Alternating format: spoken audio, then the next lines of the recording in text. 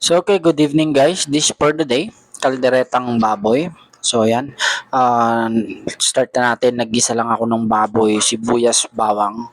Tapos ito yung mga pangsasahog natin, carrots, patatas, at saka red bell pepper. Tapos yun, of course, lalagyan natin ng Del Monte, etes Rino. Tapos yan, tapos na natin siyang hugasan, nabalatan na rin natin. So balikan natin yung niluluto natin. Go goods. Nilagyan ko nga pala yan ng tomato paste para magkaroon siya ng kulay. Yun, kinisa ko lang siya, nilagyan ko siya ng paminta. Tapos yun, nagayat na natin yung ating pangsahog. We have patatas, carrots, tsaka red bell pepper. So, balikan natin, luto natin yan. Papalambutin lang natin siya. Tapos, pag malambot na siya is, saka natin ilalagay yung mga gulay. Tapos, yung reno. Tapos, lalagyan din natin ng yung tomato sauce. Yan, malambot na siya. So, nilagay ko na yung patatas tsaka carrots.